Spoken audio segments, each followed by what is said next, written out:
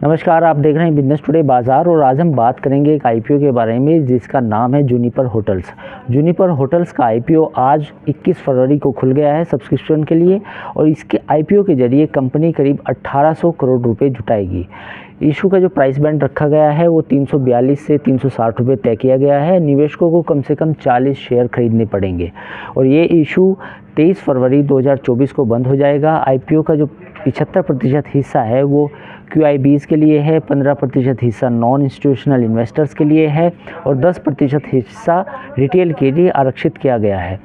अब इस कंपनी ये जो आईपीओ लेके आई है इसका मकसद क्या है? कंपनी का कहना ये है कि हम कंपनी के ऊपर कुछ उधार है उसको चुकाने में कंपनी इस पैसे का इस्तेमाल करेगी। साथ ही जो सहायक कंपनी है इस कंपनी की, जिसमें चार्टर्ड होटल्स प्राइवेट लिमिटेड और charters Hampi hotels private limited, उनकी कुछ देनदारियां भी चुकाएगी। तो इसके लिए basically JM financial, CLSA India और ICICI सिक्योरिटीज़ को बुक रनिंग लीड मैनेजर नियुक्त किया गया है, जबकि KFinTech इशू की रजिस्ट्रार है। अब बेसिकली कंपनी ने मंगलवार को आईपीओ प्रोसेस के तहत एंकर इन्वेस्टर से करीब 810 करोड़ रुपए जुटाए हैं। जूनिपर होटल्स ने शेयर बाजार को बताया कि कंपनी ने प्रमुख निवेशकों से करीब 360 रुपये प्रति शेयर के हिसाब से करीब 2.5 करोड़ शेयर आवंटित किए हैं।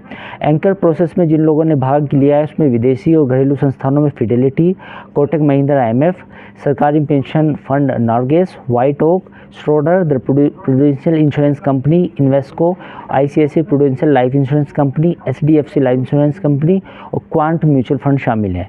एंकर इन्वेस्टरों को करीब 2.25 करोड़ इक्विटी शेयरों के कुल आवंटन में 75 लाख इक्विटी शेयर 7 घरेलू म्यूचुअल फंड ने लिए हैं और इनकी कुल रकम 270 करोड़ है, जो पूरी एंकर बुक साइज़ का करीब 33.5% है।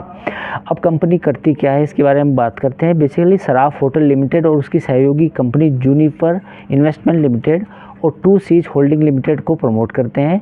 ये ग्लोबल हॉस्पिटैलिटी कंपनी है और ये मान के चलिए कि फ़िलहाल इसके पोर्टफोलियो में 7 होटल्स और सर्विस अपार्टमेंट है।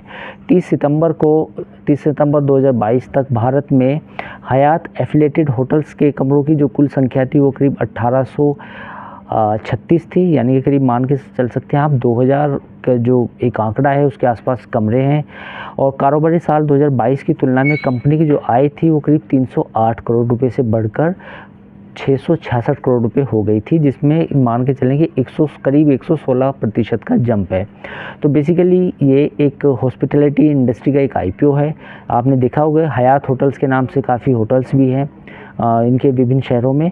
और फिलहाल कंपनी ने जो DRHP में अपने फाइल किया है जिसमें बताया है कि 2022 और 2023 में जो उनके प्रॉफिट में जो जंप आया है वो करीब 116% है। अब हम बात करते हैं एक्सपर्ट्स की। एक्सपर्ट का क्या कहना है? एक्सपर्ट का कहना ये है कि लिस्टिंग गेन्स के लिए इस आईपीओ में पैसा लगाया जा सकता है। हालांकि लंबी अवधि के लिए आपको इंतज़ार करना पड़ेगा और कंपनी के और फंडामेंटल और मैनेजमेंट के डिस्क्लोज़र को भी पढ़ना पड़ेगा। तो ये था बिजनेस टुडे पर एक नया बिजनेस अपडेट। बाकी खबरों के लिए आप देखते रहिए बिजनेस टुडे बाज़ार।